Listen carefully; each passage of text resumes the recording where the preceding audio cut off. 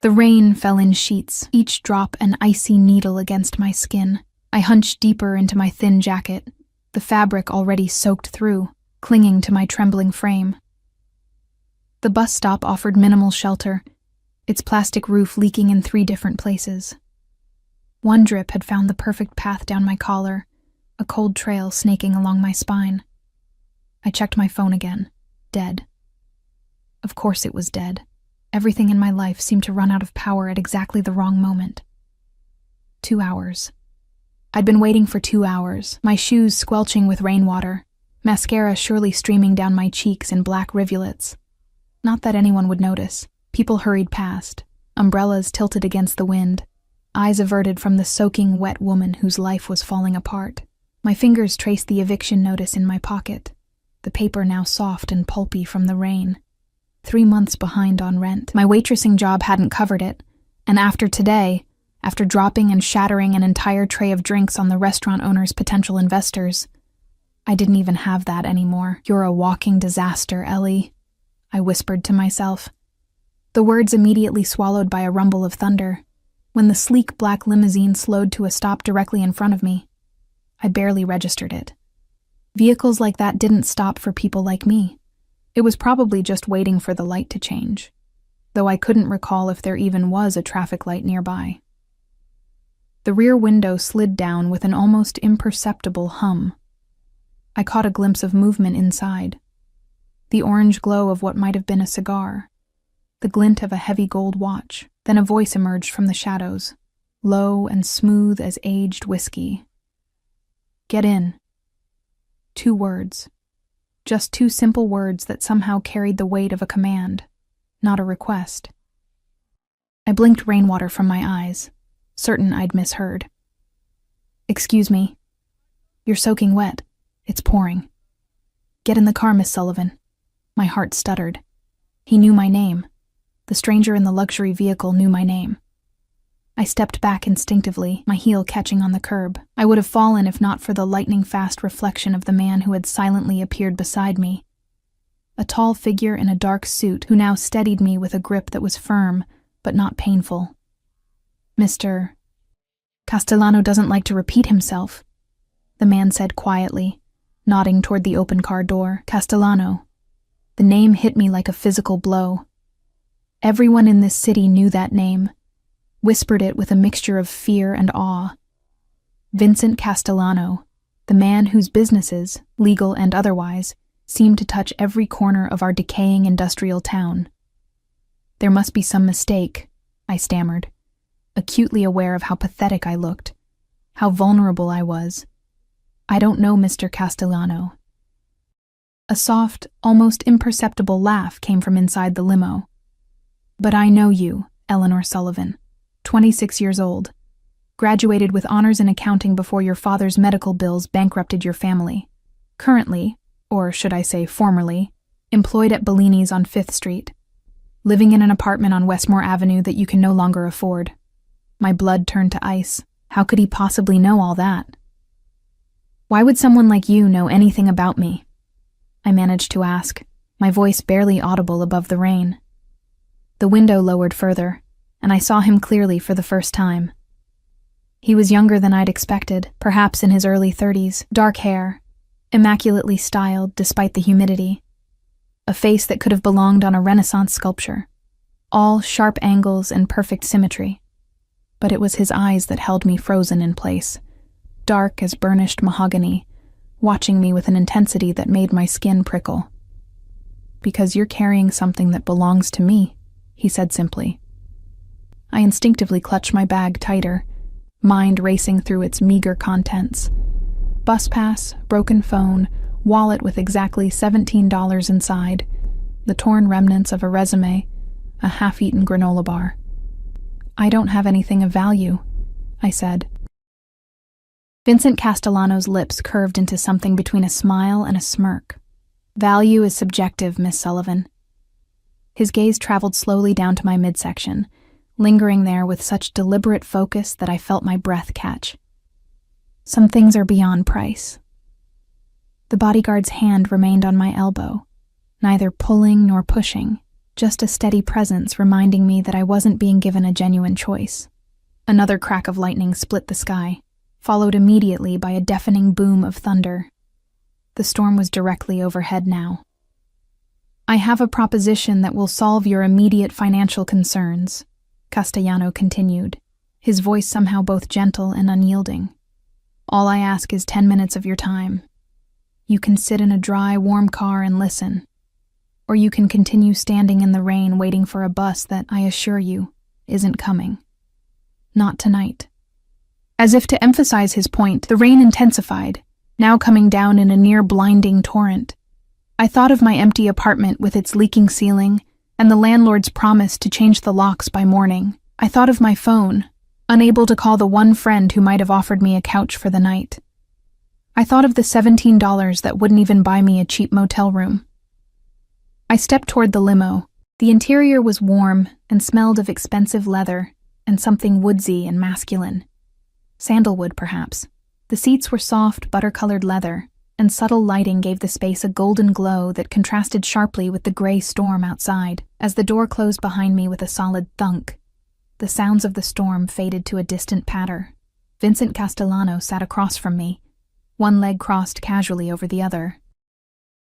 Up close, I could see the perfect cut of his charcoal suit, the crisp white of his shirt, the blood-red tie that seemed to shimmer in the low light. He studied me with an expression I couldn't quite decipher, something between curiosity and satisfaction, like a collector who'd just acquired a rare piece. "You're even more beautiful up close," he said, the words casual, as if commenting on the weather. I became acutely aware of my bedraggled appearance, soaking wet hair plastered to my face, makeup running, clothes clinging to my body in the most unflattering way possible. "Is this some kind of joke?" I asked, hating how small my voice sounded. "I never joke about beauty," he replied, reaching into a hidden compartment and producing a soft, clearly expensive blanket, which he handed to me. "Or about business. And this, Eleanor, is both." I took the blanket but didn't unfold it, holding it like a shield between us. "What exactly do you want from me, Mr. Castellano?" "First, I want you to call me Vincent." He leaned forward slightly. "Second, I want you to tell me about your relationship with Michael Pearson." The name hit me like a physical blow. Michael, my ex-boyfriend, the man who'd promised me the world and left me with nothing but debt and heartache 4 months ago. "I don't have a relationship with Michael," I said carefully. "Not anymore." Vincent's eyes narrowed almost imperceptibly. "And yet, you're carrying his child." My hand instinctively went to my stomach, still flat, with only the slightest curve that nobody would notice unless they were looking for it. The secret I'd been carrying alone for the past 8 weeks, the reason I'd been working double shifts at the restaurant, desperate to save enough to support a baby I hadn't planned for. "How could you possibly know that?" I whispered, fear creeping up my spine. "Michael works for me," Vincent said, his voice hardening slightly. "Or rather, he did, until he embezzled a significant amount of money from one of my businesses and disappeared." The car began moving, sliding silently through the rain-slicked streets.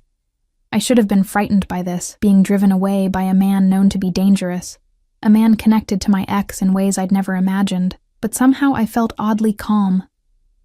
Perhaps I was in shock. Perhaps I was simply too exhausted to feel fear anymore. "I had nothing to do with whatever Michael did," I said, trying to keep my voice steady. "He left me 4 months ago. I haven't heard from him since." Vincent studied me for a long moment, his dark eyes seeming to look straight through me, searching for lies. "I believe you," he finally said, "which is fortunate for you. I'm not known for my forgiveness when I'm betrayed." The way he said it sent a shiver down my spine. Not a threat, but a simple statement of fact. "What does any of this have to do with me?" I asked, though a sinking feeling told me I already knew. "Michael took something from me," Vincent said, his gaze dropping once again to my midsection. "And left something of himself with you. I find that interesting." The car slowed and turned, the motion smooth as silk. Through the tinted windows I caught glimpses of an upscale neighborhood, manicured hedges, elegant facades, wrought iron gates. "Where are you taking me?" I asked, suddenly aware that we'd been driving for several minutes. "Somewhere safe," Vincent replied. "Somewhere dry." Somewhere you can rest while we continue our conversation. I never agreed to go anywhere with you, I protested weakly. Vincent's lips curved in that not-quite smile again. And yet, here you are. He gestured around the luxurious interior of the limo. You had a choice at the bus stop, Eleanor. You chose this. Had I? With no money, no job, no home to return to. Had there really been a choice at all? The limo slowed to a stop, and through the window I saw massive iron gates swinging open. Beyond them, a sweeping driveway led to what could only be described as a mansion, stone and glass, and warm lights glowing from within. Welcome to my home, Vincent said, watching me closely as the car proceeded through the gates. They closed behind us with an ominous clang that seemed to echo finality. The driver opened the door, holding an umbrella over Vincent as he stepped out. Then he came around to my side, extending the same courtesy. The rain had lessened to a gentle patter, but the umbrella was a welcome shield. Vincent stood waiting for me, silhouetted against the warm lights of the house, tall and imposing and undeniably handsome. He extended his hand to me. Come, Eleanor. We have much to discuss about your future. His eyes traveled once more to my stomach, and his expression changed to something possessive, something hungry. About both your futures, I hesitated for just a moment before placing my trembling hand in his. His fingers closed around mine, warm and strong, and I felt something electric pass between us. A current of something I couldn't name, but recognized instinctively as dangerous.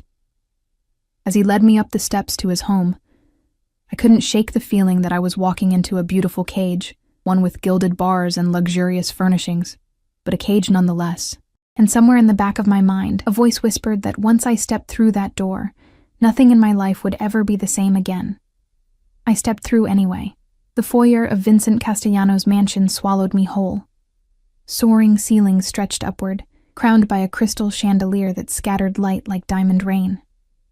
Marble floors gleamed beneath my feet, my worn sneakers leaving damp impressions that quickly faded. The space smelled of money, that indefinable scent of luxury, of things well-tended and pristine. Julian, Vincent called, his voice echoing slightly in the vast space. The bodyguard who had been at the bus stop materialized from somewhere, his face impassive. Show Miss Sullivan to the blue guest suite. Have Maria bring up some dry clothes and something warm to drink. Julian nodded once, then looked at me expectantly. I glanced back at Vincent, who was already shrugging off his suit jacket, handing it to another staff member who had appeared silently. You need to get warm and dry, Vincent said, his tone brooking no argument. We'll continue our discussion over dinner. 1 hour. It wasn't a suggestion. I followed Julian up a sweeping staircase, my legs heavy with exhaustion. My mind raced with questions, with fears, with the surreal knowledge that I was in Vincent Castellano's home, a man known throughout the city as both a ruthless businessman and something far more dangerous. The blue guest suite turned out to be larger than my entire apartment. The walls were painted a soft dove gray, with accents of deep navy and silver. A massive 4-poster bed dominated the room, draped in what looked like silk. Floor-to-ceiling windows revealed the storm still raging outside, but in here, everything was calm, controlled. The bathroom is through there, Julian said, indicating a door. Maria will be up shortly with clothes and tea. He left without another word, closing the door behind him. I didn't hear a lock turn, but I didn't try the handle either. Something told me I wouldn't get far if I tried to leave. The bathroom was a marvel of marble and glass, with a shower big enough for 4 people and a soaking tub that looked like it belonged in a spa. I stood there, dripping onto the heated floor tiles, staring at my reflection in the enormous mirror. I looked even worse than I'd imagined. Mascara streaked down my cheeks, hair a tangled mess, skin pale with exhaustion and cold. My hand drifted to my stomach, to the tiny life growing inside me. Michael's child. The child of a thief who had betrayed not just me, but apparently Vincent Castellano as well. What have you gotten us into? I whispered to my barely there bump. A soft knock at the door pulled me from my thoughts. A middle-aged woman with silver-streaked black hair and kind eyes entered, carrying a stack of folded clothes and a tray with a steaming mug. Miss Sullivan, I'm Maria. Mr. Castellano asked me to bring these for you. She set the clothes on the bed and the tray on a nearby table. The shower has everything you need. Take your time. I'll return in 45 minutes to show you to dinner." She left before I could thank her. I sipped the tea, a rich blend with honey and something citrusy, and felt warmth spread through me for the first time in hours. The clothes were simple, but clearly expensive. Soft black leggings, a loose cashmere sweater in deep blue, and even underwear with the tags still on. I tried not to think about Vincent selecting these items, about how he somehow knew my size. The hot shower was heaven. I stood under the spray until my skin flushed pink, washing away the day's grime and at least some of its stress. The shampoo smelled of jasmine and vanilla, an oddly feminine choice for a house I'd expected to be aggressively masculine. Dressed in the clean clothes, hair damp but combed, I looked almost human again. The leggings fit perfectly, the sweater enveloping me in softness. I still didn't know what Vincent wanted from me, beyond the obvious connection to Michael, but at least I would face him with some dignity restored. Maria returned exactly when she promised, leading me down a different staircase and through a series of corridors. The house was a labyrinth of luxury, artwork that looked museum-worthy, furniture that probably cost more than I'd make in years if I ever found another job. She opened double doors to reveal a dining room that, while smaller than I expected, was still imposing. A table that could seat 12 was set for 2 at one end. Vincent stood by a fireplace, swirling amber liquid in a crystal glass. He'd changed into dark slacks and a crisp white shirt, open at the collar. The firelight caught the planes of his face. The sharp angles softened slightly in the golden glow. He turned as we entered, his eyes traveling over me with an intensity that made heat rise to my cheeks. "Much better," he said, setting his glass down. "Thank you, Maria. We'll serve ourselves." Maria nodded and withdrew, closing the doors behind her. "You look rested," Vincent said, pulling out a chair for me. "The clothes fit well." "Thank you," I said stiffly, sitting down, though I'm still not clear on why I'm here. Vincent took his seat at the head of the table, close enough that I could smell his cologne, something woodsy with hints of spice. Directness. I appreciate that. He served us both from covered dishes that sat warming on the table, some kind of pasta with seafood, asparagus, crusty bread. "Eat," he said, noticing my hesitation. "The baby needs nourishment." The casual reference to my pregnancy, this secret I'd been guarding so carefully, sent a jolt through me. "How did you know?" I asked, picking up my fork, but not yet eating. "About the baby. I'm barely showing." Vincent took a sip of his wine. I noticed water had been poured for me. "I make it my business to know everything about people who are connected to me." "I'm not connected to you," I countered. His eyes met mine, dark and unreadable. "You're carrying the child of a man who stole from me. That creates a connection." I finally took a bite of the pasta. It was delicious, rich with garlic and herbs, the seafood perfectly cooked. I realized suddenly how hungry I was and had to force myself to eat slowly. "So, what exactly do you want from me?" I asked after several bites. "Information, to start," Vincent said. "When did you last see Michael?" I set down my fork. 4 months ago. He said he was going on a business trip to Chicago. He never came back. Left a note saying he needed space, that it wasn't working out. I laughed bitterly. Cliché, right? I tried calling, texting, nothing. His phone was disconnected a week later. Vincent watched me carefully, as if measuring the truth in my words. "And when did you discover you were pregnant?" 8 weeks ago. I unconsciously touched my stomach again. I'd been feeling sick. Thought it was stress from him leaving. The doctor confirmed it. "Did you tell him?" I shook my head. How could I? He was gone. I took a sip of water, my throat suddenly dry.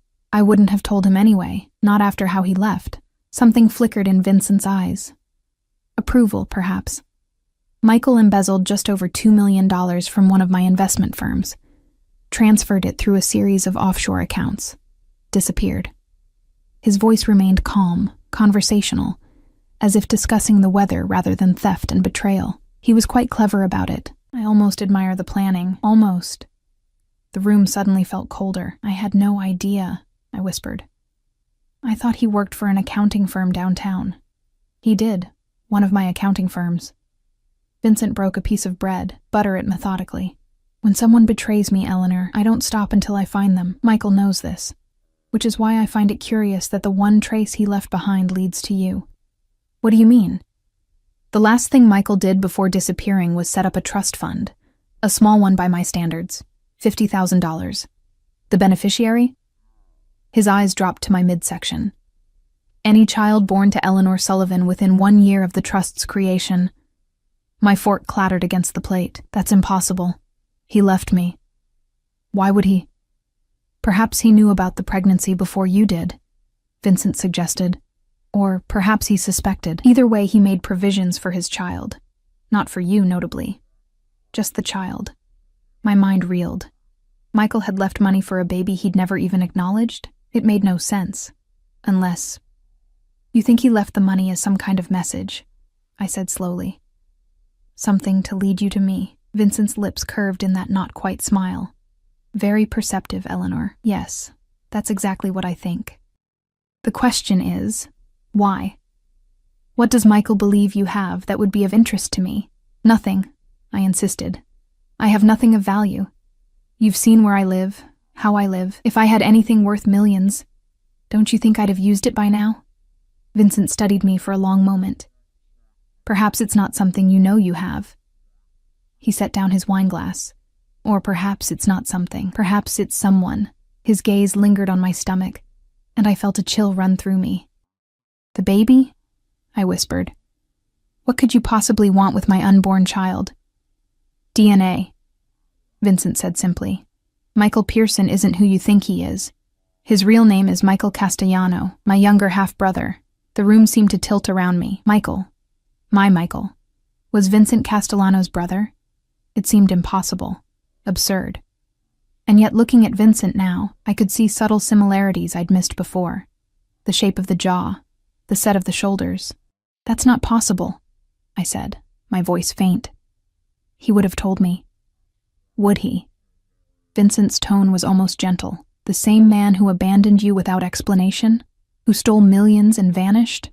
That man you're certain would have shared his family connections with you? Put that way. It did sound naive. I pushed my plate away, appetite gone. If what you're saying is true, I said carefully, then my baby is your niece or nephew. Yes. Something possessive flashed in Vincent's eyes. A Castellano. And that's why I'm here? Because of the baby's bloodline? Vincent leaned back in his chair, regarding me thoughtfully. Family is everything to me, Eleanor. The only thing, some would say. Michael knows this. By ensuring I would find out about your child, he's placed you under my protection. I don't need your protection, I said automatically, though the words rang hollow even to my own ears. Homeless, jobless, pregnant. I'd never been more in need of protection in my life. Don't you? Vincent asked softly. You were evicted today. Fired. You have $17 to your name, no family to turn to since your father's death. No close friends in the city. Where exactly were you planning to go when you left that bus stop? Each word was like a knife, precise and cutting. He'd laid out my desperate situation with brutal efficiency. I would have figured something out, I said, hating how weak it sounded. I'm offering you a solution, Vincent said. Stay here, where it's safe. Where you'll have everything you need for a healthy pregnancy. Where your child, a Castellano, will be protected. And in return? I asked, because there was always a price. Michael had taught me that, if nothing else. Vincent's eyes darkened. In return, you helped me find my brother. I told you. I don't know where he is. Not now, Vincent agreed. But he set up that trust fund for a reason. He wanted me to find you, to protect his child, which means he'll be watching. He'll want to know about his baby. Eventually, he'll make contact. The implication was clear. I was to be the bait in Vincent's trap. And if I refuse? I asked. Vincent spread his hands in a gesture that managed to encompass the room, the house, his entire world. You're free to leave. I'll have my driver take you wherever you wish to go. But the money Michael left, that stays with me until the child is born. And my protection? His eyes hardened slightly. That ends the moment you walk out the door. It wasn't really a choice at all. Stay and be comfortable, safe, protected, but used as a lure for a man who had clearly gotten himself into dangerous waters. Or leave, return to nothing, struggle through a pregnancy alone and broke. How long? I asked. Until the baby is born. Until Michael is found. Whichever comes first. I thought of the child growing inside me. Whatever Michael had done, this baby deserved a chance, deserved better than a mother scrambling for shelter and food. I'll stay, I said finally, but I want something in writing about the trust fund. Regardless of whether you find Michael, that money belongs to my child. Vincent looked surprised, then pleased, as if I'd passed some sort of test. Of course. I'll have my lawyer draw up the papers tomorrow. He stood, coming around to pull out my chair. You've had a long day. We can discuss the details further tomorrow. He walked me back to the staircase, his hand resting lightly at the small of my back. The touch was proprietary, as if I were already part of his household, his responsibility, his possession. At the bottom of the stairs, he stopped, turning me gently to face him. One more thing, Eleanor. While you're under my roof, under my protection, you are, for all intents and purposes, mine. Do you understand what that means? His dark eyes bore into mine, intense and unwavering. I didn't understand, not fully, but something in his gaze made my heart race, made heat pool low in my belly. I think so, I whispered. His hand came up to brush a strand of hair from my face, the touch feather-light but somehow burning. No, he said softly. You don't. Not yet. He stepped back. But you will. His expression unreadable once more. Good night, Eleanor. Sleep well. As I climbed the stairs to my luxurious prison, I couldn't shake the feeling that I'd just made a deal with the devil himself. A devastatingly handsome devil with dark eyes that promised both protection and possession in equal measure. And somewhere deep inside, in a place I wasn't ready to acknowledge, I wasn't entirely sure I wanted to be saved. Morning came with disorienting brightness. For a moment, I couldn't place where I was. The bed was too soft, the sheets too silky against my skin, the room too quiet. Then yesterday's events crashed back into my consciousness. The rain, the eviction, the black limousine. Vincent Castellano. I sat up slowly, my hand instinctively moving to my stomach. Morning sickness had been mercifully light so far, more of a persistent queasiness than actual vomiting. Today, though, my stomach rolled with anxiety more than pregnancy hormones. I'd agreed to stay in the home of a man who, by all accounts, was dangerous. A man whose brother had betrayed both of us and disappeared. I was meant to be bait in a trap, a comfortable, well-kept prisoner in this gilded cage. Sunlight streamed through windows where the curtains had been drawn back, revealing a view of immaculately landscaped grounds stretching to a line of trees in the distance. The storm had passed, leaving everything washed clean and glistening. A soft knock at the door interrupted my thoughts.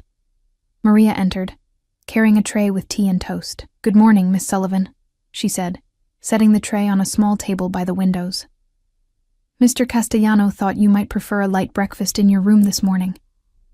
"Thank you," I said, wrapping the plush robe I'd found in the bathroom around me. "What time is it?"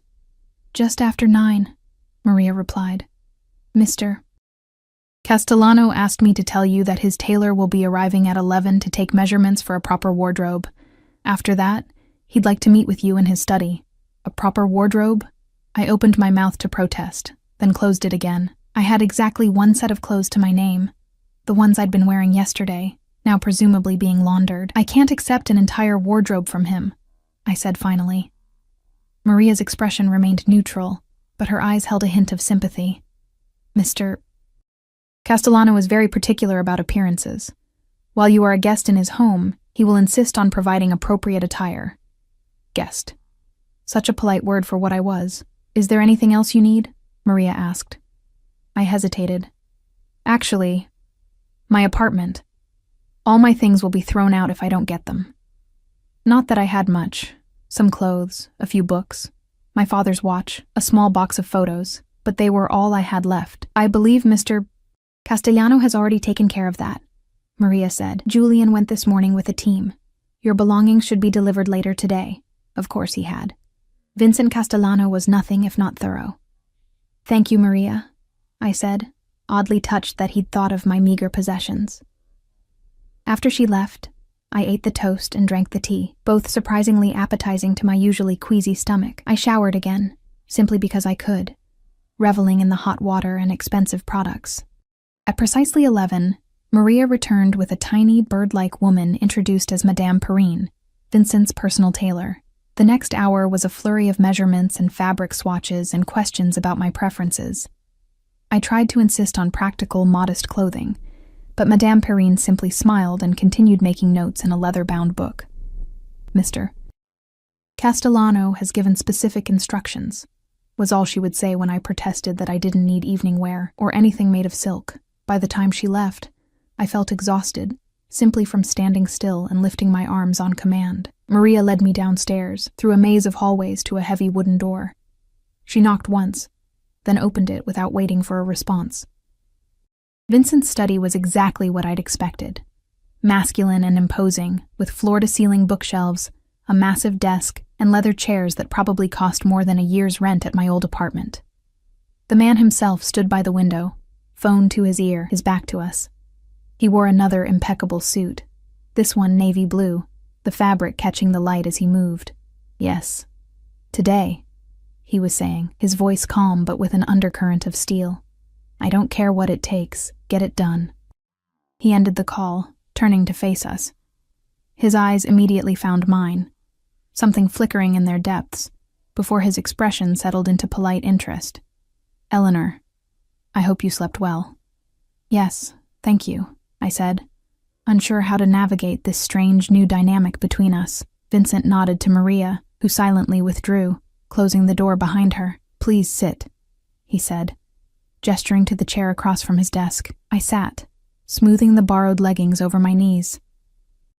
He remained standing for a moment longer, studying me with that same intense focus I'd noticed yesterday. Then he moved to his chair, the leather creaking softly as he sat. Your belongings will be delivered this afternoon, he said, though I've arranged for an entirely new wardrobe as well. That's very generous, I said carefully, but unnecessary. I can't accept. It's not generosity, Eleanor, he interrupted, his tone gentle but firm. It's practicality. Your child is a Castellano. While under my protection, you will both have everything you need and more. This isn't negotiable. My child. A Castellano. The words still felt surreal. Did you know? I asked suddenly. About Michael and me, before all this happened? Vincent leaned back in his chair. I keep tabs on my brother. I knew he was seeing someone seriously. I didn't look into the details because, frankly, his love life wasn't my concern. His mouth tightened slightly, until he stole from me and disappeared, leaving you behind like breadcrumbs for me to follow. I wasn't left behind deliberately, I said, a flash of the old hurt resurfacing. He just left. Period. And yet he set up that trust fund, Vincent countered. $50,000, specifically for any child you might bear within a year of his disappearance. Michael doesn't do anything without a reason, Eleanor. He knew I would eventually trace that money back to you. I rubbed my temples, trying to make sense of it all. So what happens now? I just stay here until the baby comes, until you find Michael? For now, yes. Vincent opened a drawer and withdrew a folder, sliding it across the desk to me. These are the papers for the trust fund. My lawyers have ensured that regardless of what happens with Michael, this money goes directly to your child upon birth. I opened the folder, scanning the legal documents inside. The language was dense, but the intent was clear. $50,000, held in trust, to be released upon the birth of my child. Thank you for this, I said, surprised by the straightforward nature of the agreement. Vincent waved a hand dismissively. It's Michael's money, not mine. I'm simply ensuring it goes where he intended. He studied me for a moment. I've also taken the liberty of arranging for the best obstetrical care. Doctor, Reeves will see you here tomorrow for your first appointment. Here? I asked, surprised. The doctor is coming here? All your medical care will be provided in-house, Vincent said, as if this were perfectly normal. It's safer that way. A chill ran through me. Safer from what exactly? Do you think I'm in danger? Vincent's expression darkened. Michael stole a significant amount of money from people who don't forgive such things easily. Until I know exactly what game he's playing, yes, I believe there's potential danger. To me? Or to the baby? Both. His gaze dropped to my stomach. That child is a Castellano, Eleanor.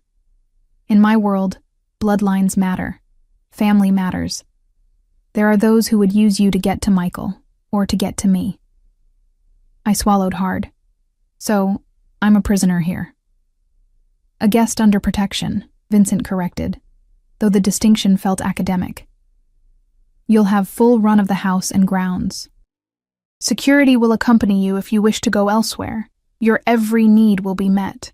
But yes, for now, this is where you stay. And if Michael never makes contact? I asked. What then? Something shifted in Vincent's eyes. A darkening, a possessiveness that made my breath catch. Then you and the child remain under my protection indefinitely. The word hung between us. Indefinitely. A life sentence in a luxury prison, bound to Vincent Castellano by blood not my own, but that of the child I carried. I need some time, I said, feeling suddenly overwhelmed. To process all this. Vincent nodded. Of course. Maria will show you the grounds. I've had the east garden prepared for you. It gets the morning sun, which I'm told is beneficial for expectant mothers. He stood, indicating our meeting was over. We'll dine together at 7. Again, not a question or invitation, simply a statement of how things would be. Maria was waiting outside the study. She led me through the house to glass doors opening onto a stone terrace. Beyond stretched gardens that would have put public botanical displays to shame. Perfectly manicured lawns, flowering shrubs, stone pathways winding between carefully tended beds. The east garden is this way, Maria said, leading me down a gravel path. We rounded a corner and I gasped softly. A small enclosed garden lay before us, surrounded by ivy-covered walls. A fountain bubbled at its center, the sound soothing and melodic. Stone benches were placed strategically in patches of dappled sunlight. Flowering vines climbed trellises, their sweet scent perfuming the air. Mr. Castellano had this renovated for you just this morning, Maria said. The gardeners have been working since dawn.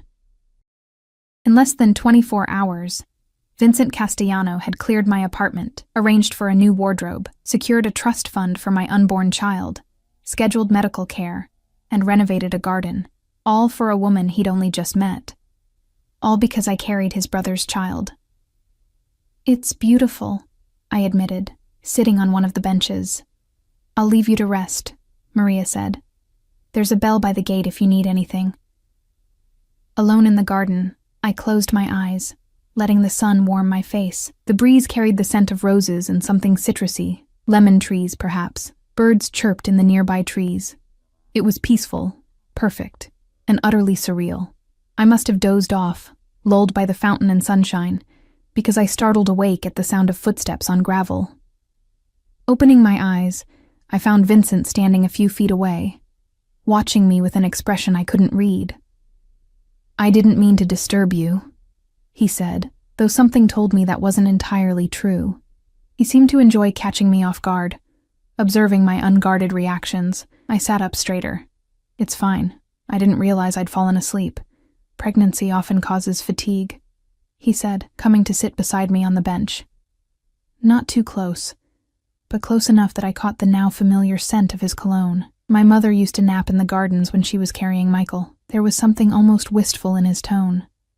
I found myself curious despite my wariness. Your mother, is she? She died when I was 20, Vincent said, his eyes on the fountain. Cancer. My father followed 3 years later. I'm sorry, I said, the words inadequate but sincere. I lost my father last year. My mother's been gone since I was a child. Vincent nodded. I know. Medical bills from your father's heart condition led to your financial difficulties. Of course he knew. Vincent Castellano probably knew everything about me. My credit score, my medical history, my favorite color. Did you and Michael grow up together? I asked, realizing how little I actually knew about the man I'd been seeing for nearly a year, the man whose child I carried. No, Vincent said, his jaw tightening slightly. Different mothers. Michael was raised primarily in Europe with his mother, after my father's relationship with her ended. He only came to live with us permanently when he was 16. That explained the slight accent I'd sometimes noticed in Michael's speech when he was tired or angry. European, not quite placeable. One more thing he'd never explained. He never mentioned any of this, I said, more to myself than to Vincent. Michael has always been selective about the truths he shares, Vincent replied, a hint of bitterness coloring his words. Even as a boy, he would tell elaborate stories, half-truths mixed with outright fabrications. I thought about how little Michael had shared about his past, always deflecting questions with charming evasions, or turning the conversation back to me. I'd found it flattering at the time, his interest in my life, my thoughts, my dreams. Now I recognized it for the manipulation it was. He told me he grew up in Chicago, I said, that his parents owned a small grocery store. Vincent gave a short, humorless laugh. Creative. Our father owned a chain of high-end grocery stores, among other businesses. Not exactly small and certainly not in Chicago. The fountain bubbled cheerfully, at odds with the growing heaviness in my chest. Every word Vincent spoke confirmed what I'd begun to suspect. I hadn't really known Michael at all. Our entire relationship had been built on lies. I feel so stupid, I whispered, tears pricking at my eyes. Damn pregnancy hormones. Don't, Vincent said, his voice surprisingly gentle. Michael is exceptionally good at becoming whatever people want him to be. It's a skill that served him well in the family business. I looked up sharply. The family business? You mean... I mean exactly what you think, Vincent said, holding my gaze steadily. I won't insult your intelligence by pretending we're talking about grocery stores, Eleanor. My heart pounded. He was admitting, openly, to being what everyone in the city whispered about. A man whose business interests extended well beyond the legitimate. Why tell me this? I asked. Aren't you worried I could go to the police? Vincent's lips curved in that not-quite smile. With what evidence? Besides, you're carrying a Castellano. That makes you family of a sort. And family protects its own. The possessive note in his voice sent a shiver down my spine, not entirely from fear, which was perhaps the most disturbing part of all. I should go inside, I said abruptly, standing. I'm feeling tired again. Vincent rose as well, towering over me. He reached out, brushing a strand of hair from my face, his fingers lingering just a moment too long against my cheek. Of course.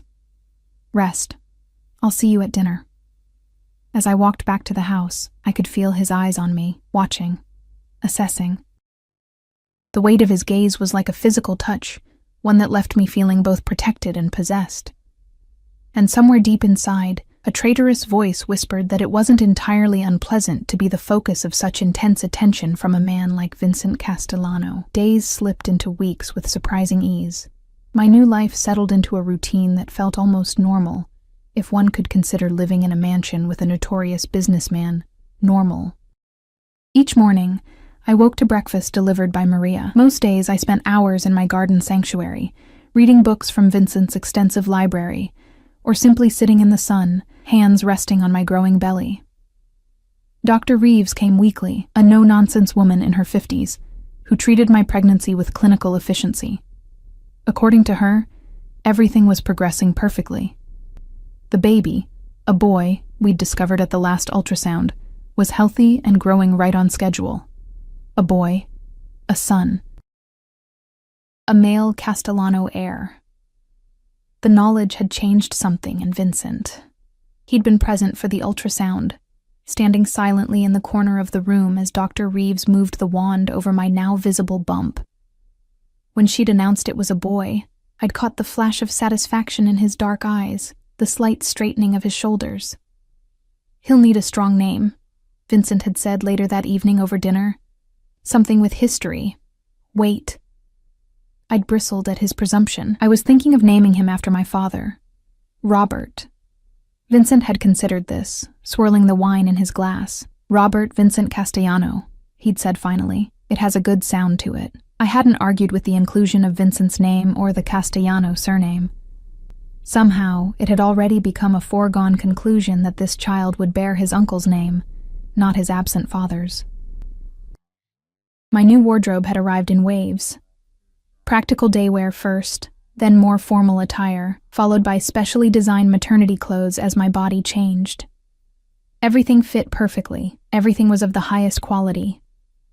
I'd stopped protesting after the first week, accepting the close as part of the strange arrangement I'd entered into. Vincent himself was an enigma. Some days he was absent entirely, caught up in business I didn't ask about. Other days he worked from home, ensconced in his study for hours before joining me for dinner. Our conversations were surprisingly easy. He was well-read, intelligent, with opinions on everything from classical literature to modern politics. He never talked about his business dealings, and I never asked. But it was the way he watched me that left me unsettled and, if I was being honest with myself, intrigued. His dark eyes followed me when I moved, lingering on the curve of my stomach with something like reverence. Sometimes I caught him staring at me with an intensity that made heat pool in my lower belly, a reaction that both confused and alarmed me. This was Michael's brother, after all. The brother of the man who had abandoned me. Yet as the weeks passed and my pregnancy progressed, Michael began to feel more and more like a distant memory, a character in someone else's story.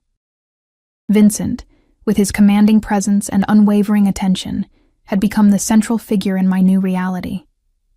Tonight marked exactly 1 month since the rainy evening when Vincent's limo had pulled up beside my bus stop. 1 month of luxury, of safety, of growing accustomed to a life I'd never imagined. I stood at the window of my suite, watching the sunset paint the gardens in gold and amber. My reflection showed a woman transformed, hair glossy and well-cut, skin glowing with health, body draped in a simple but elegant maternity dress in deep burgundy. The only familiar element was my eyes, still carrying a wariness that no amount of luxury could erase. A knock at the door pulled me from my thoughts. Maria entered, her perpetual calm momentarily disrupted by what looked like concern. "Miss Sullivan, Mr. Castellano requests that you join him in his study immediately." "Is something wrong?" I asked, alarmed by the urgency in her usually measured tone. "It's not my place to say," she replied, which was answer enough. Something was definitely wrong. I followed her through the now familiar corridors, my heart beating a rapid tattoo against my ribs. In the month I'd been here, Vincent had never sent for me immediately. Our interactions had been scheduled, predictable. This deviation set alarm bells ringing. Maria knocked on the study door, opening it without waiting for a response. Inside, the atmosphere was tense enough to cut with a knife. Vincent stood behind his desk, hands planted on its surface, his face hard as granite. Julian was there as well, standing near the door with another security man I recognized but couldn't name. "Leave us," Vincent said to the room at large. Maria and the security men filed out silently, the door closing with an ominous click. "What's happening?" I asked, one hand instinctively going to my stomach. Vincent's eyes followed the protective gesture. "We've received a message," he said, his voice controlled but with an undercurrent of cold fury. "From Michael." My knees weakened. I sank into the nearest chair, grateful it was there to catch me. "What? How? What did he say?" Vincent picked up his phone, tapped the screen, and turned it to face me. An email displayed on the screen. The sender's address, a string of random numbers and letters. "Vincent, how's fatherhood treating you? Playing house with my leftovers while hunting for your prodigal brother? It's touching, really. Eleanor always was too trusting for her own good. So eager to believe whatever pretty lies she's told. You must be enjoying that quality. Consider the child my parting gift. A consolation prize for what you'll never recover. Don't bother trying to trace this. You won't find me until I'm ready to be found. Give Eleanor my regards. Tell her the baby has my eyes." I read it twice, the words blurring through tears I refused to let fall, the casual cruelty, the dismissive tone. This wasn't the Michael I thought I'd known. But then, that Michael had never existed, had he? "When did this come?" I asked, my voice barely above a whisper. 20 minutes ago, Vincent replied. He was watching me carefully, gauging my reaction. "My tech team is trying to trace it, but as he said, that's likely futile."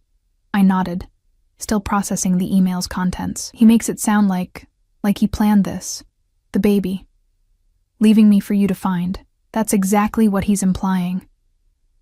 Vincent came around the desk, leaning against its edge just a few feet from where I sat. "The question is why? To hurt you. I said, the realization crystallizing as I spoke. He knew how much family means to you. He's using me, using his own child, as a weapon against you. Something dark and dangerous flashed in Vincent's eyes. Yes. But why? What happened between you? Vincent was silent for a long moment. When he finally spoke, his voice was controlled, but I could hear the anger beneath it. Michael has always resented his place in the family. He was the second son, the half-brother, raised away from the family business until he was nearly grown. He wanted power without earning it, respect without deserving it. And the money he stole? $2 million is a lot, but for someone like you, I trailed off, uncertain how to finish the thought without sounding presumptuous. It's not about the money, Vincent confirmed. It's about the betrayal, about proving he could outsmart me. His jaw tightened. And about something else entirely. Something I'm still piecing together. I looked down at the message again, one phrase catching my attention. What does he mean by, what you'll never recover? Is he talking about more than the money? Vincent's expression shuddered. Most likely. He was holding something back. I could feel it. There's more to this than you're telling me, I said, a statement rather than a question. Vincent studied me for a long moment, as if deciding how much to share. Michael didn't just steal money, he finally said. He took something else. Something more valuable. Information that could damage the family's interests. What kind of information? The kind that could put people in prison, Vincent said bluntly. Or worse. The implication hung in the air between us. I swallowed hard, suddenly very aware of how little I truly knew about the man before me, about the world I'd been living in for the past month. And now he's using me, using his child, as some sort of distraction. The thought made me physically ill. While you're focused on protecting us, he's doing... What exactly? That's what I need to find out, Vincent said. His eyes hadn't left my face. How are you feeling? The question caught me off guard. Angry, I admitted. Hurt, used, but not surprised, not really. The Michael in that email is closer to the truth than the man I thought I knew. Vincent nodded, seemingly satisfied with my answer. We need to increase security. This message confirms what I suspected. Michael is watching. He knows you're here. He may even have someone inside my organization feeding him information. A chill ran through me. Am I in danger? Not from Michael directly, Vincent said. Whatever his faults, he wouldn't physically harm the mother of his child. But his actions have put targets on both our backs. If my enemies learn that he's compromised our operations, they could see it as an opportunity to strike. Our operations, not just his, but ours. The casual inclusion of me in his world should have frightened me more than it did. What happens now? I asked. Now we draw him out, Vincent said. His hand reached out, hesitating just a moment before resting lightly on my stomach. It was the first time he'd touched the bump directly, though his eyes had been drawn to it countless times. He's watching. Let's give him something to see. The weight of his palm against my belly, separated only by the thin fabric of my dress, sent warmth radiating through me. The baby chose that moment to kick. A strong, definitive movement right against Vincent's hand. Vincent's eyes widened slightly, something like wonder crossing his features before he controlled his expression. But his hand remained, pressing just firmly enough to feel the next kick when it came. He's strong, Vincent said softly. Yes, I agreed, my voice equally quiet. He is. For a moment we stayed like that, connected by the child growing within me, the child that bound us together through a twisted web of blood and betrayal and something else, something neither of us had named. Vincent finally withdrew his hand, but he didn't step away. We'll be attending a charity gala next weekend, he said. It's a high-profile event. Everyone who matters in this city will be there. Including Michael's sources, I guessed. Vincent's mouth curved in appreciation of my quickness. Precisely. We'll make a public appearance together. The pregnant ex-girlfriend of Michael Castellano, now under the protection of his brother. It will send a message. What message exactly? I asked. Vincent's eyes darkened. That what was his is now mine. The possessiveness in his tone should have alarmed me. Instead, It sent a forbidden thrill down my spine, a sensation I immediately tried to suppress. "I'm not a possession," I said, trying to keep my voice steady. "Neither is this child. In my world, Eleanor," Vincent said, his voice low and intense. "Family is the only true possession worth having. And like it or not, you're carrying a Castellano. That makes you family." He stepped closer, his hand coming up to cup my cheek. The touch was gentle but firm, keeping me from turning away. "For the past month you've lived in my home, eaten at my table, accepted my protection. You wear the clothes I provide. You carry a child of my blood. Tell me, in what way are you not mine? Put that way." I had no answer. I'd accepted everything he'd offered, had made no real attempt to leave or establish independence. I'd slipped into the role of protected dependent with alarming ease. "The gala is in 3 days," Vincent continued, his thumb brushing lightly across my cheekbone. "Madame Perrine has already designed your gown. We'll present a united front. The message will be clear to anyone watching, including Michael." "And what if I don't want to be used as bait in your brother's game?" I asked, though there was less defiance in my tone than I'd intended. Vincent's eyes searched mine. "Then say so, and we'll find another way. I won't force you, Eleanor. I never have." It was true. For all his commands and arrangements, Vincent had never actually forced me to do anything. He'd simply created circumstances where his preferred option was the only reasonable choice. "I'll go," I said finally. "But not to help you find Michael. I'll go because I want to look him in the eye when he's finally caught. The man who lied to me, used me, and abandoned his own child." Vincent's lips curved in that familiar, not-quite smile. "Vengeance, Eleanor? I wouldn't have thought you had it in you." "There's a lot about me you don't know," I countered. His hand was still on my cheek, his face inches from mine. "I look forward to discovering it all," he said, his voice dropping to nearly a whisper. For a heartbeat, I thought he might kiss me. A part of me, a part I wasn't ready to acknowledge, wanted him to. The tension between us had been building for weeks, a slow burning flame neither of us had named. Instead, he stepped back, breaking the moment. "Rest," he said, his voice returning to its usual controlled tone. "We have preparations to make." As I walked back to my suite, I could still feel the ghost of his touch on my cheek, the weight of his hand on my stomach. Whatever game Michael thought he was playing, he'd underestimated one crucial factor: the growing connection between his brother and the woman he'd discarded. A connection that, despite all my reservations, was becoming harder and harder to deny. The gown Madame Perrine had designed was a masterpiece of subtlety and suggestion. Deep emerald silk draped over my shoulders and flowed down to pool at my feet, the empire waist accentuating rather than hiding my 5-month pregnancy. The back dipped low, exposing the curve of my spine, while the front remained modestly covered. Emeralds and diamonds glittered at my throat and ears. Vincent's gifts for the occasion, delivered that morning in velvet boxes. I barely recognized the woman in the mirror.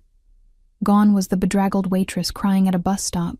In her place stood someone regal, composed, glowing with the unmistakable radiance of impending motherhood. My hair had been styled by a professional Vincent had brought in, swept up to showcase the jewelry and the long line of my neck. "You look beautiful," Maria said from the doorway, her usual reserve softening into something like admiration. "Thank you," I replied, smoothing my hands over the silk covering my bump. "It feels strange, like I'm playing dress-up in someone else's life." Maria's expression turned thoughtful. "Perhaps it's not someone else's life anymore, Miss Sullivan. Perhaps it's becoming yours." Before I could respond, another knock came at the door. Vincent entered, resplendent in a black tuxedo that emphasized his broad shoulders and lean waist. He stopped short when he saw me, his dark eyes widening slightly before narrowing with unmistakable appreciation. "Perfect," he said, his gaze traveling slowly from my face down to the swell of my stomach, then back up again. "Absolutely perfect." Heat bloomed in my cheeks. "The dress is beautiful," I said, deflecting the compliment. "The dress is merely a canvas," Vincent replied, crossing the room to stand before me. From his pocket, he withdrew a small velvet box, different from the ones that had contained the jewelry. One final touch.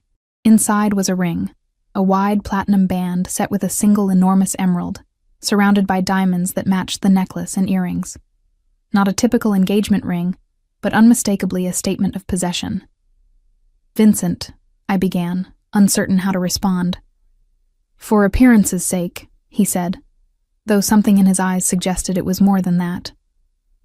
"Tonight, we present ourselves as a united front. The message must be clear and unambiguous."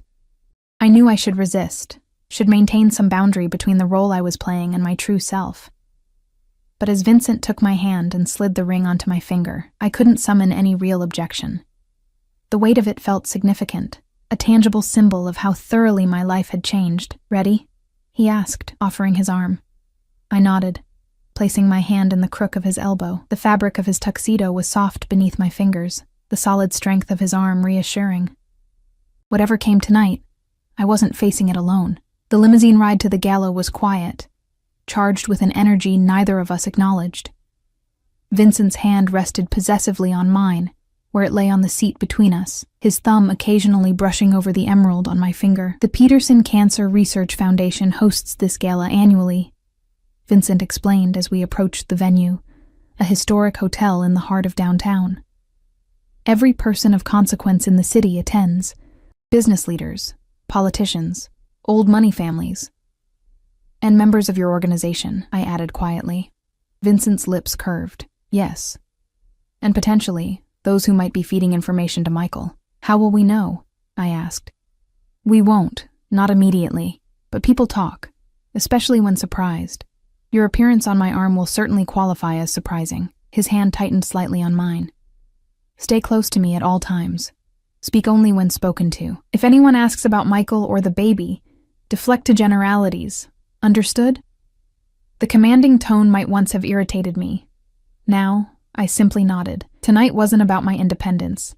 It was about survival, about protecting the child I carried. The hotel loomed ahead, its facade lit dramatically against the night sky. A red carpet stretched from the curb to the entrance, flanked by photographers and local press. My heart rate accelerated. "Cameras," I said, suddenly nervous. "If Michael is watching, that's precisely the point," Vincent replied.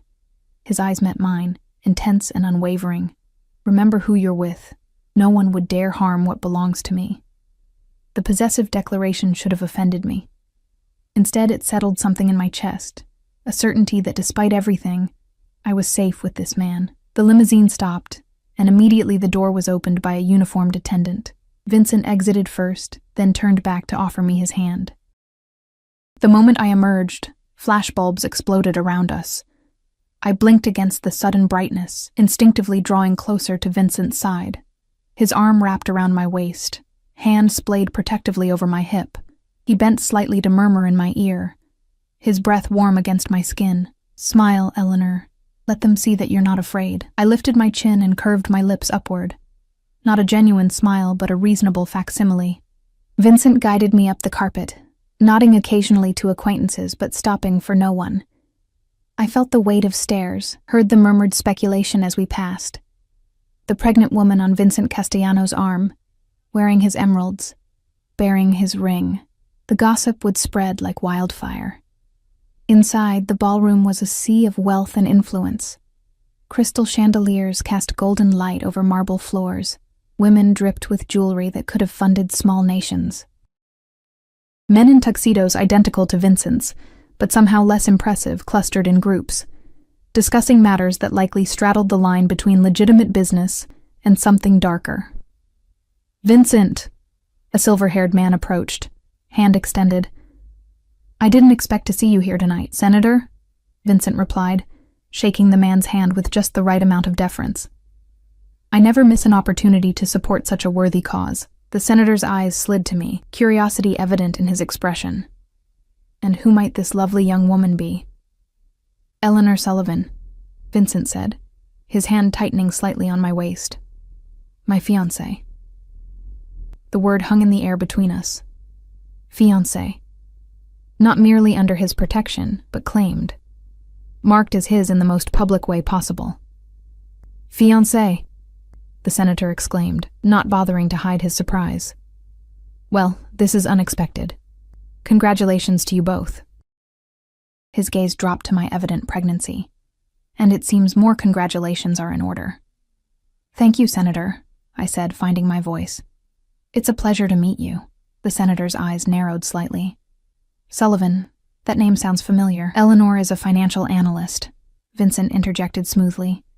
She's been consulting on the new development project on the east side. It was a lie, but delivered with such conviction that even I almost believed it. Ah, of course, the senator nodded, though his expression suggested he wasn't entirely convinced. Well, I won't keep you. I'm sure many people will be eager to meet the woman who captured Vincent Castellano's heart. As the senator moved away, I turned slightly toward Vincent. Fiancé, I murmured, keeping my smile in place. A necessary escalation, Vincent replied, guiding me deeper into the ballroom. The ring alone left room for interpretation. I might have argued further, but we were immediately surrounded by a stream of well-wishers and curiosity seekers. Vincent introduced me repeatedly as his fiancé, fielding questions about our relationship with practiced ease. I followed his lead, keeping my responses vague but warm, playing the role of the adoring bride-to-be. Eleanor needs to rest, Vincent announced after nearly an hour of this performance. The baby, you understand. He guided me to a secluded alcove off the main ballroom, a small seating area partially concealed by potted palms. I sank gratefully onto a velvet settee, the weight of the baby and the strain of maintaining our facade suddenly exhausting. You're doing beautifully, Vincent said, sitting beside me. His hand found mine, fingers interlacing with a familiarity that belied our actual relationship. People are talking, just as we intended. And watching, I added, acutely aware of the glances still directed our way despite our relative seclusion. Vincent nodded, his eyes scanning the crowd with practiced casualness. Julian is monitoring reactions. If anyone seems particularly disturbed by your presence, we'll know. I rubbed my thumb absently over the emerald ring, the stone cool and smooth beneath my touch. Do you really think Michael would have someone here? Someone who might contact him? Michael has always cultivated his own network within mine, Vincent said, his mouth tightening slightly. Loyalty in my world is purchased as often as it's earned, but not yours, I observed.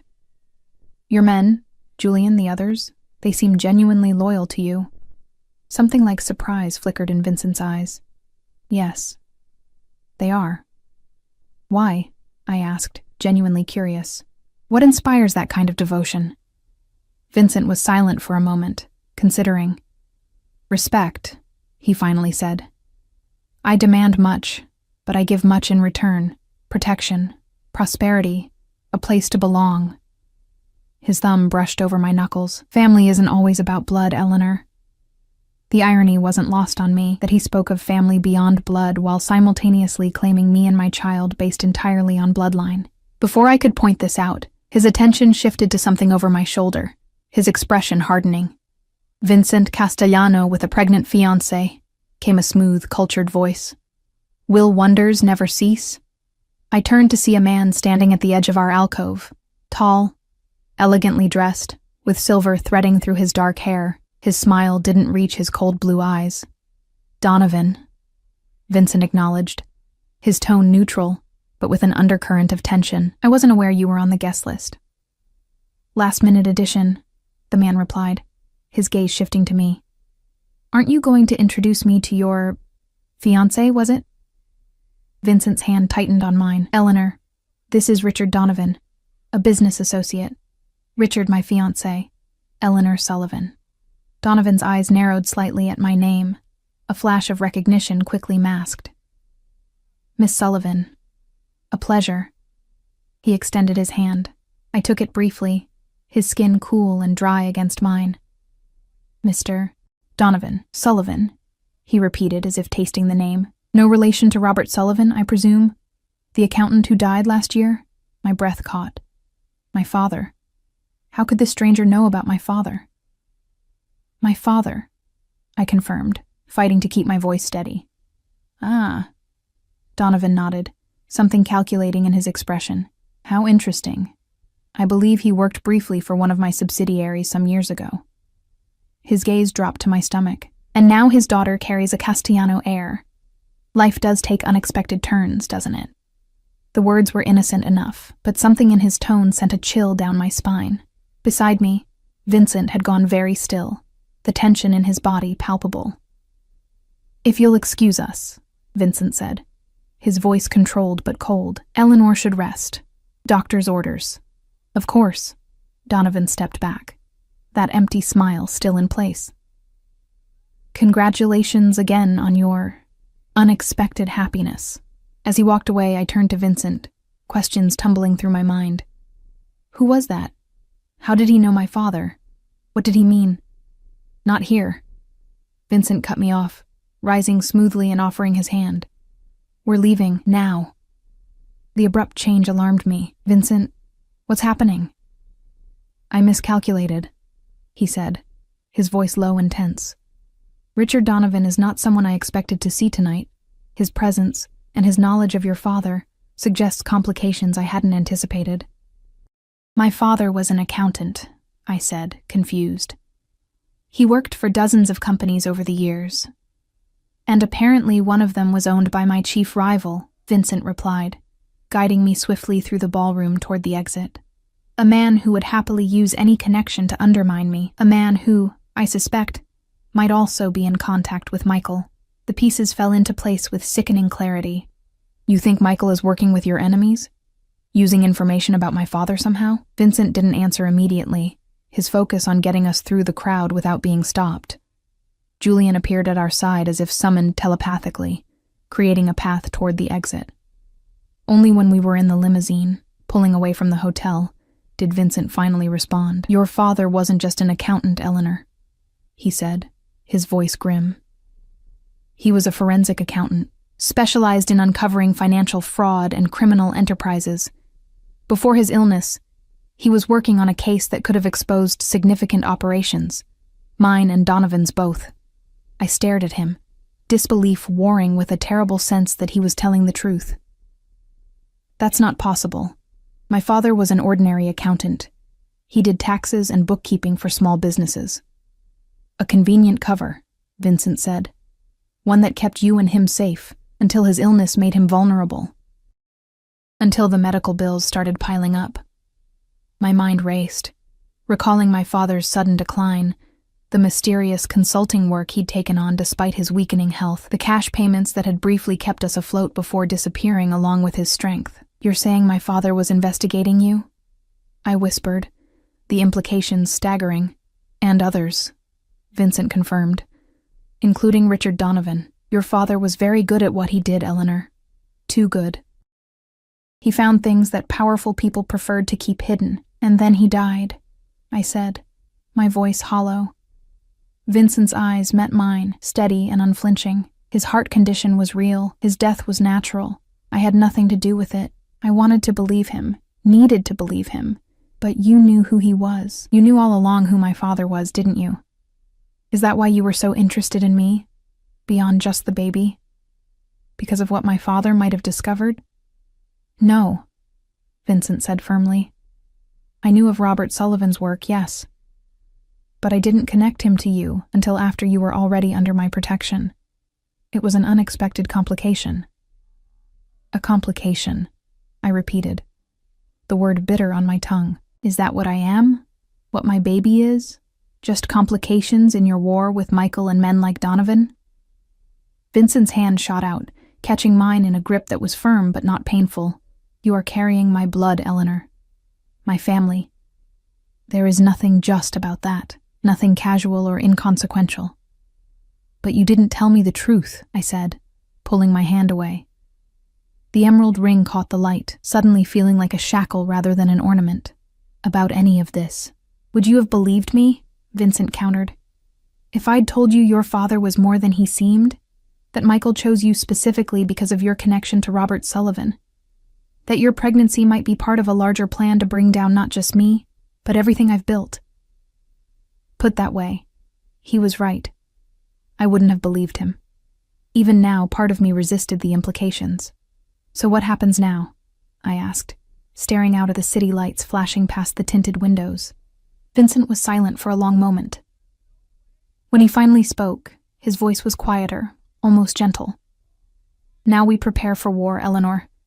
Because tonight made one thing clear. Michael isn't working alone. And the target isn't just me anymore. His hand came to rest lightly on my stomach, the gesture both protective and possessive. It's him, my nephew, the next generation of Castellano. As the limousine carried us back to the fortress-like mansion that had become my home, I placed my hand over Vincent's where it lay on my bump. Whatever game was being played, by Michael, by Vincent, by men like Richard Donovan, my child was caught in the middle of it, and so was I.